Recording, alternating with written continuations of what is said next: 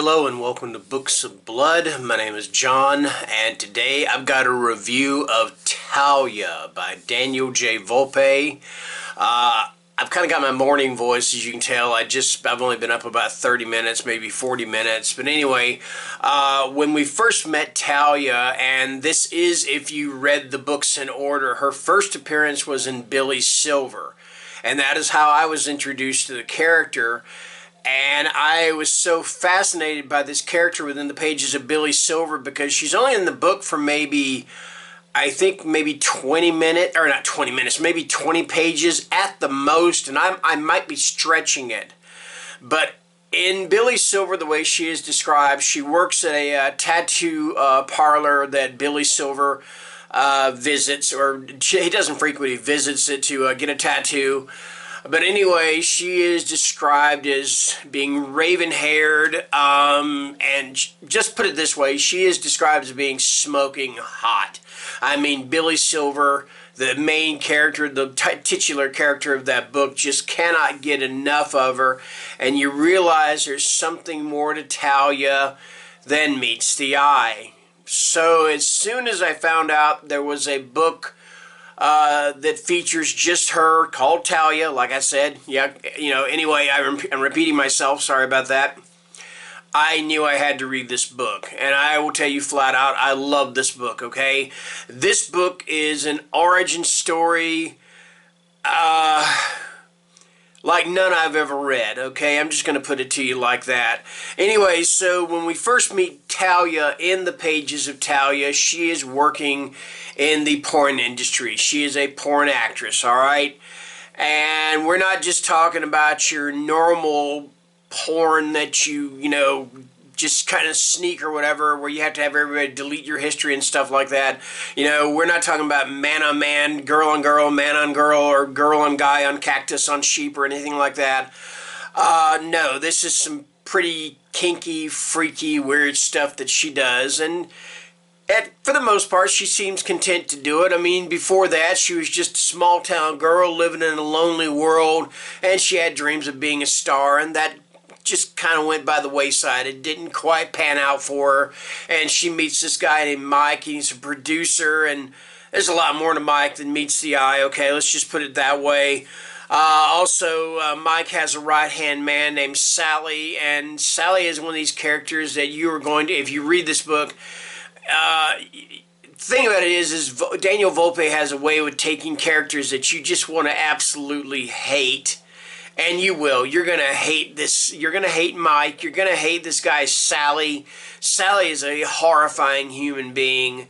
And then there are other characters. Well, anyway, let me get to the point here.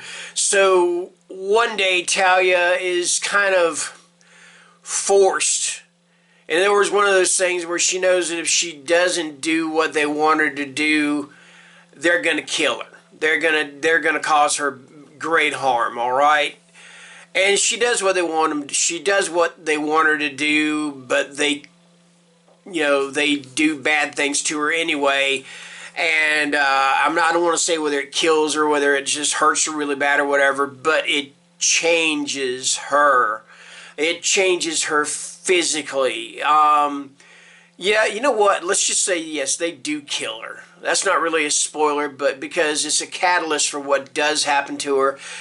And the thing is when I first read this, I thought, because she does go through a physical transformation and become something animal, something demonic, and I asked Daniel Volpe, I said, so what exactly is she?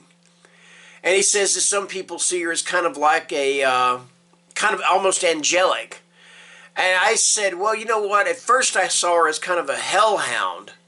All right? Because that's exactly what it sounds like she's turning into. So then I started reading more into it, and what she does, I see her as more of an avenging angel. Almost like a superhero in a way, but, we're talking about some really dark superhero stuff. We're talking like Spawn stuff, or I don't know, the Darkness stuff, or things like that. Because basically what she is the consequence of evil. if you are evil, and it really, when you read, if you read Billy Silver first, then you go back, or you read Talia next, then, and you see what she can do in Talia, you realize why she chose the profession she did of working in the tattoo parlor in Billy Silver. All right? I mean, it ties everything together so well. You get so much understanding of the character, and that's what an origin story should be about, and that is exactly what this it is. It is a dark origin story.